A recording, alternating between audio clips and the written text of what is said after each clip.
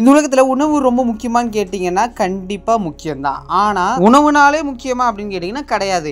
ஏன்னா இந்த உலகத்தில் உணவுன்ற பேரில் உங்களுக்கு பாய்சனை கொடுத்து உங்களை கொல்ல பார்க்குறாங்க. என்னடா இப்படி சொல்கிற, அப்போ நீனும் தானே சாப்பிட்டுப்பா அப்படின்னு கேட்டிங்கன்னா ஆமாங்க, இந்த விஷயம் தெரிஞ்சதுக்கப்புறம் இதை சாப்பிட்றத வந்து நான் கம்மிப்படுத்திக்கிட்டேன். ஸோ வாங்க அது என்னென்ன ஃபுட் ஐட்டம்ஸ்னு பார்க்கலாம். அதே மாதிரி நீங்கள் உஷாராகுங்க. வாங்க டைம் மிஸ் பண்ண வீடியோக்களை போடலாம். இந்த ஒரு வீடியோவில் நம்ம முதலாக பார்க்க போகிறது ஸ்டர்ஜன் கேவியர்.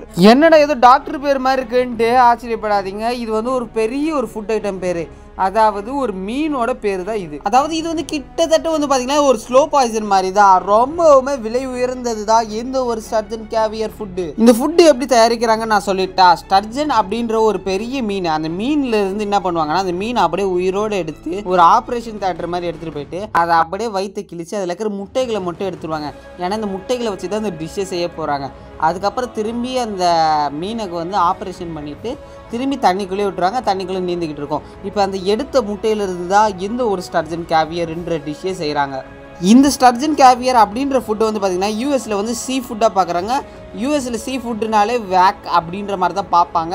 அதுலேயும் முக்கியமாக இந்த மாதிரி ஃபுட்டை வந்து அவங்க சாப்பிடவே மாட்டாங்களாம். இதை அவாய்ட் பண்ணிட்டு போயிட்டே இருப்பாங்களாம். என்னடா சீ ஃபுட்டு தானே, சாப்பிட்டா எப்பயாவது ஒத்துக்கலின்னா வயிற்றால போகுது அவ்வளோதானே அப்படின்னு கேட்டிங்கன்னா அதுதான் கிடையாது. இதை சாப்பிட்டா கேன்சரு, பிரெயினுக்கு தலைவலி, கிட்னி ஃபெயிலியர்னு சொல்லி எக்கச்சக்கமான பிரச்சனை இந்த ஒரு ஃபுட்டு சாப்பிட்டா வருது. ஆனால் இந்த ஃபுட்டு இன்றைக்கி வரைக்குமே யாருமே தடை பண்ணல.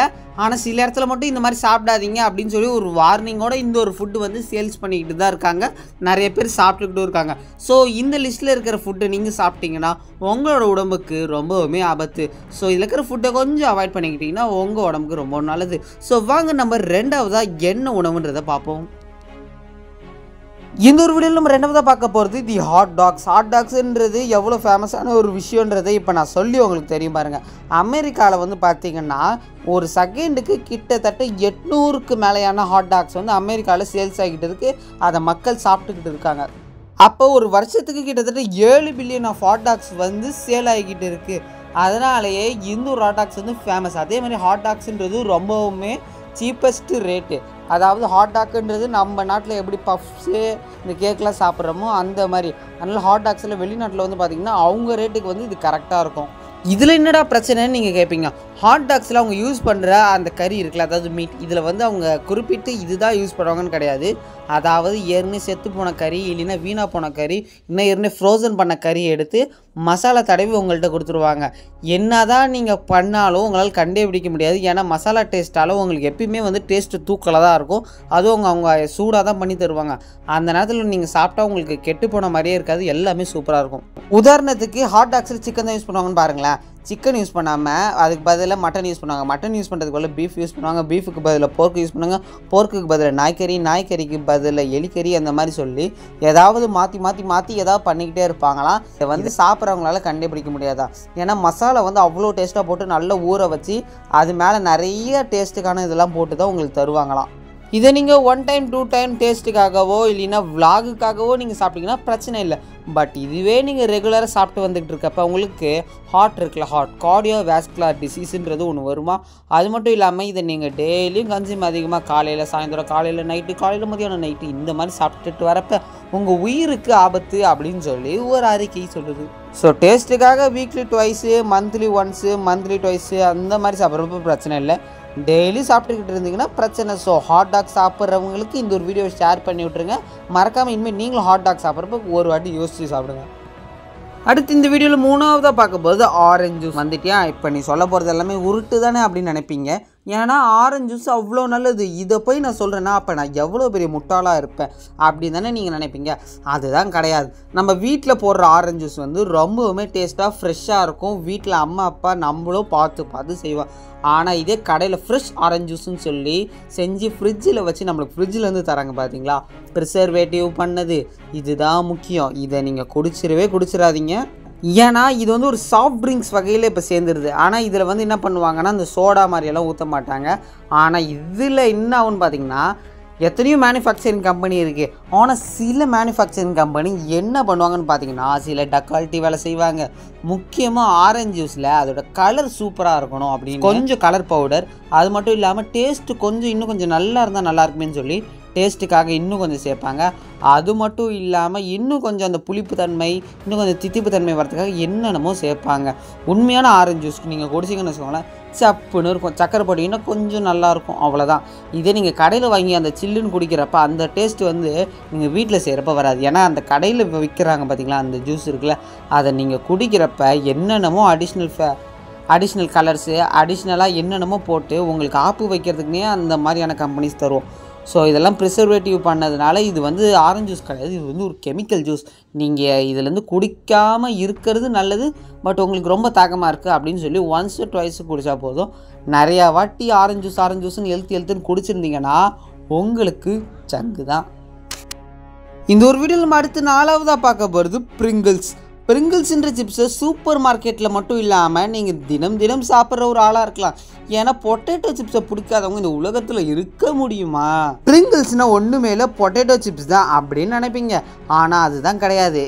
இந்த பிரிங்கிள்ஸில் வீட்டு ரைஸு கார்னு அது மட்டும் இல்லாமல் பொட்டேட்டோவோட ஒரே ஒரு ஸ்ட்ராச் மாதிரியான ஒன்று, இதெல்லாம் ரெடி பண்ணி நல்லா காய வச்சு அப்பளம் மாதிரியான இதுக்கு கொண்டு வந்து அதை ரவுண்டாக கட் பண்ணி அதை தான் வானலில் வறுத்து உங்களுக்கு தராங்க. ஆக மொத்தம் இது உண்மையான பொட்டேட்டோவான்னு கேட்டிங்கன்னா பொட்டேட்டோ மாதிரி, ஆனால் பொட்டேட்டோ கிடையாது. பிரிங்கிள்ஸ்னாலே பொட்டேட்டோ சிப்ஸு அப்படின்னு நினச்சிட்டு இருக்க உங்கள் ஃப்ரெண்டுக்கு இந்த ஒரு வீடியோ ஷேர் பண்ணிடுங்க. ஏன்னா பிரிங்கிள்ஸுன்றது மொத்தமாக பொட்டேட்டோ சிப்ஸே கிடையாது. பொட்டேட்டோ ஃப்ளேக்ஸு, வீட்டு கார்னு, ரைஸு இதெல்லாம் சேர்ந்து வர ஒரு சின்ன ஒரு டிஷ்ஷு. அதாவது ஒரு பொட்டேட்டோவில் வந்து கிட்டத்தட்ட ஒரு 2 பேக்கெட் ஆஃப் பிரிங்கிள்ஸ் வந்து ரெடி பண்ணிடலாம். உண்மையான பொட்டேட்டோ சிப்ஸ் அது கிடையவே கிடையாது. நீங்கள் நம்பி ஏமாந்துடாதீங்க. நீங்கள் சாப்பிட்றது வெறும் மாவு கண்டென்ட்டு தான். அடுத்து இந்த வீடியோவில் நம்ம 5வதாக பார்க்க போகிறது ஐஸ்கிரீம்.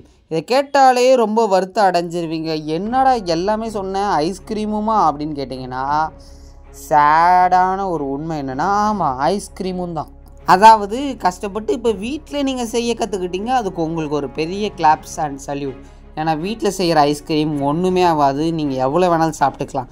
ஆனால் என்றைக்காவது யோசிச்சு பார்த்துருக்கீங்களா, கடையில் ஐஸ்கிரீம் வாங்கி சாப்பிட்டா மட்டும் உங்களுக்கு சளி பிடிக்கும், தலை வலிக்கும், வயிறு வலிக்கும், இல்லைன்னா ஏதாவது ஒரு சின்ன பிரச்சனையாச்சும் வரும் ஐஸ்கிரீம் சாப்பிட்றவங்களுக்கு. ஸோ ஏன் கடையில் வாங்கி சாப்பிட்ற ஐஸ்கிரீம் மட்டும் அப்படி இருக்குது? ஏன் அது மட்டும் இல்லாமல் கடையில் வாங்கி சாப்பிட்றப்ப டேஸ்ட் இன்னும் கொஞ்சம் எக்ஸ்ட்ராவாக இருக்கும், நல்லா கட்டியாக இருக்கும். வீட்டில் நம்ம என்ன தான் பண்ணாலும் கொஞ்சம் நேரத்துக்கு மேலே சீக்கிரமாக உருகி போயிடும். ஆனால் கடையில் வாங்கினது கொஞ்சம் நேரம் வரைக்குமே ஃப்ரோசனாக இருக்கும். இதுக்கான காரணம் என்னன்றது உங்களுக்கு தெரியுமா? ஒன்றுமே இல்லைங்க, கடையில் வாங்கி சாப்பிட்றோம்ல அதில் வந்து ஆன்டி ஃப்ரீஸ் அப்படின்ற ஒரு லிக்விடு கண்டென்ட்டை அதில் ஊற்றுவாங்க. இது வந்து பார்த்திங்கன்னா அந்த ஐஸ்கிரீமை வந்து சீக்கிரமாக கரைய விடாது. அந்த லிக்விடுக்கு பேர் என்னன்னு கேட்டிங்கன்னா எத்திலீன் கிளைகால் சொல்யூஷன். முக்கியமாக இது எதுக்கு பயன்படுத்துவாங்கன்னு பார்த்தீங்கன்னா, எந்த ஒரு கண்டென்ட்டு வந்து உருகாமல் இருக்கிறதுக்காக ஊற்றுவாங்க. அதாவது இது முக்கியமாக ஐஸ்கிரீமுக்கு யூஸ் பண்ணுவாங்களான்னு கேட்டிங்கன்னா கிடையாது, இந்த கார், பெட்ரோல், டீசலுக்கு யூஸ் பண்ணுற ஒரு சின்ன கண்டென்ட்டு. ஸோ அதை வந்து நம்ம கடையில் சாப்பிட்ற ஐஸ்கிரீமில் வந்து போடுறாங்கன்னா, அதனால தான் நம்மளுக்கு கடையில் வாங்கி சாப்பிட்ற ஐஸ்கிரீம் மூலமாக த்ரோட் பெயின், சளி பிடிக்கிறது, தலை வலிக்கிறதுன்னு சொல்லி குட்டியான பிரச்சனை வருது. இதே நீங்கள் டெய்லி சாப்பிட்டுக்கிட்டு வந்தீங்கன்னா உங்களுக்கு பிரச்சனை அதிகமாகி அது கேன்சர், ஹார்ட்டை பாதிக்கும், கிட்னி, லிவர் எல்லாமே சேர்த்து பாதித்து நம்மளுக்கு ஒரு பெரிய பிரச்சனையை கொடுத்துரும் எந்த ஒரு ஐஸ்கிரீம்ஸ். இப்போ நீங்கள் கடையில் வாங்கின சாப்பிட்ட ஐஸ்கிரீமை போயிட்டு டாக்டர்கிட்ட செக் பண்ணிங்கன்னா உங்களுக்கு ஒன்றுமே இருக்காது. ஏன்னா மைன்யூட்டாக தான் எந்த ஒரு எத்திலீன் கிளைகாலை வந்து சேர்த்துருப்பாங்க. இதை வந்து அக்யூரேட்டாக வந்து உங்களால் கண்டே பிடிக்க முடியாது. பட் இது சாப்பிட்டா உங்களுக்கு பின்காலத்தில் பெரிய பிரச்சனை இருக்குது. கால்சியம் ஆக்சைடு வந்து ப்ரொடியூஸ் பண்ணி உங்களுக்கு பிரெயினில் பெரிய ஆபத்து, வாமிட் வரும், கிட்னி ஃபெயிலியர் சொல்லி எக்கச்சக்கமான பிரச்சனை இருக்குது. ஸோ ஐஸ்கிரீம் சாப்பிட்றவங்க நிறைய பேர் இருந்தீங்கன்னா கொஞ்சம் வெளியில் வாங்கி சாப்பிட்றத தவிர்த்துடுங்க. அதை வெளியில் தான் வாங்கி சாப்பிட்ணும், வேறு வழியே இல்லைன்னா எப்பயாவது சாப்பிடுங்க. டெய்லி சாப்பிட்டு உடம்பை வீணாக்கிக்காதீங்க. அடுத்து வைக்க போகிற ஒரு பெரிய ஆப்பு எனக்கே ரொம்ப ஷாக்காக இருந்தது, எந்த ஒரு டொமேட்டோ கெச்சப்ஸ். நான் இன்றைக்கி வரைக்குமே ஆசைப்பட்டு ரொம்பவும் நக்கி சாப்பிட்றது இந்த ஒரு கெச்சப் தான். ஃப்ரைட் ரைஸ், சமோசா எல்லாத்துக்குமே இப்போ நான் சாப்பிட ஆரம்பிச்சிட்டேன். ஏன் தயிர் சாதத்துக்கு கூட எந்த ஒரு டொமேட்டோ சாஸை தொட்டுக்கிட்டு சாப்பிட ஆரம்பிச்சிட்டேன். அவ்வளோ டேஸ்டியாக ருசியாக இருக்கும். கிட்டத்தட்ட ஊறுகாய் மாதிரி ஆயிடுச்சு இப்போ எனக்கு. இந்த டொமேட்டோ கெச்சப்பை நம்ம வீட்டிலே செய்யலாம். தக்காளி, சர்க்கரை, உப்பு இருந்தாலே போதும், கொஞ்சம் சூப்பராக செய்யலாம். கொஞ்சம் லைட்டாக வினிகர் ஊற்றிட்டாலே நம்மளால் சூப்பராக செய்ய முடியும். ஆனால் கடையில் செய்கிற அளவுக்கு அந்த டேஸ்ட் வரவே வராது. ஆனால் நம்ம கடையில் பாட்டிலில் விற்கிற சாஸை வாங்கிட்டு வந்து சாப்பிட்டா அவ்வளோ டேஸ்ட்டாக இருக்கும். இதுக்கான காரணம் என்னன்னு பார்த்தீங்கன்னா அதோட இன்க்ரீடியன்ஸ் தான். நம்ம வெறும் டொமேட்டோ, சுகர், சால்ட் அப்படின்னு நினச்சிட்டு இருக்கோம். ஆனால் அதில் இன்னுமே ஆனியன், கார்லிக், அப்புறம் அது மட்டும் இல்லாமல் இதில் கலரே வராது, அதனால் கலரிங் ஏஜென்ட்டு போடுவாங்க. ஒரு ஸ்பூன் ஆஃப் கெச்சப் வந்து பார்த்திங்கன்னா எக்கச்சக்கமான இன்க்ரீடியன்ஸ் போட்டு தான் நம்மளுக்கு தயாரித்து தராங்க. இதை சாப்பிட்றது வேணால் 1 செகண்டுக்கு உங்களுக்கு அவ்வளோ அளவு டேஸ்ட்டாக இருக்கலாம். ஆனால் இது சாப்பிட்றது மூலமாக உங்களுக்கு எவ்வளோ பிரச்சனை வருன்றதை நான் உங்களுக்கு சொல்கிறேன். அதாவது சில மேனுஃபேக்சரிங் கம்பெனி என்ன பண்ணுவாங்கன்னு பார்த்தீங்கன்னா, அந்த நல்லா கொஞ்சம் கெட்டியமாக வரத்துக்காக தக்காளி யூஸ் பண்ணாமல் அதுக்கு பதில் என்னம்மா யூஸ் பண்ணுவாங்க, இந்த பப்பாயா இருக்குல்ல, பப்பாயா அப்புறம் இந்த பூசணிக்காவெல்லாம் நல்லா அரைச்சி உங்களுக்கு அதில் கொடுத்துருவாங்க. பரணிக்காய் இதெல்லாம் சேர்த்து உங்களுக்கு ஒரு ஆப்பு வச்சு அதை வந்து நல்ல கிளறி உங்களுக்கு கொடுப்பாங்க. ஸோ அந்த தக்காளியை போடாமல் அதுக்கு பதில் இந்த பப்பாயா, பூசணிக்காய், பரங்கிக்காய்லாம் போடுறதுனால உங்களுக்கு டேஸ்ட் வந்து வேறு லெவலில் இருக்கும். ஆனால் உண்மையான தக்காளி சாஸ் அது கிடையவே கிடையாது. இந்த மாதிரி கடையில் தயாரிக்கிறது மூலமாக என்ன பிரச்சனை பார்த்தீங்கன்னா, அவங்களோட குவாலிட்டி ஹைஜீனை வந்து தான் பார்ப்பாங்க அப்படின்னு நினச்சிட்டு இருக்காங்க. ஆனால் இந்த கலருக்காக சில இதெல்லாம் சேர்க்குறாங்கல்ல, இது சாப்பிட்றது மூலமாக நம்மளுக்கு அலர்ஜி சில மாதிரி பிரச்சனைலாம் நம்மளுக்கு வரும். அதாவது இந்த கலரிங் ஏஜென்ட்டே வந்து பார்த்திங்கன்னா ரொம்பவுமே சாப்பிடக்கூடாது. அப்படி நம்ம சாப்பிட்றது மூலமாக நம்மளோட ஸ்கின் அலர்ஜி, நம்மளோட உடம்புல வேறு ஏதாவது புது காயங்கள் வர ஆரம்பிக்கலாம். அந்த மாதிரி சில விஷயம்லாம் இருக்குது. ஆனால் உண்மையான தக்காளி சாஸ் வந்து செம்ம சூப்பராக இருக்கும். அது மட்டும் இல்லாமல் எப்படி சொல்கிறது, அந்த கண்டென்ட் இருக்குல்ல, விட்டமின் கண்டென்ட், கால்சியம் கண்டென்ட் எல்லாமே சூப்பராக இருக்கும். அது மட்டும் இல்லாமல் சத்து ஒரு காலத்தில் வந்து பார்த்திங்கன்னா இந்த டொமேட்டோ கெச்சப்பை தான் வந்து சிறப்பாகவே கொடுத்துருக்காங்க டாக்டர்ஸ். ஸோ இந்த வீடியோ முடிஞ்சிருச்சு. ஃபுட்டை பற்றி எனக்கு நாலேஜே இல்லை ப்ரோ அப்படின்றவங்களுக்கு இந்த ஒரு வீடியோ அமைச்சு கொஞ்சமாச்சும் அவங்களுக்கு உஷாராக இருக்க சொல்லுங்கள். இந்த வீடியோ பற்றி லைக் பண்ணி ஷேர் பண்ணி மறக்காமல் நம்ம சேனலை சப்ஸ்கிரைப் பண்ணுங்க. இன்னொரு சூப்பரான வீடியோ பார்க்கலாம். டாட்டா, பை பை, see you.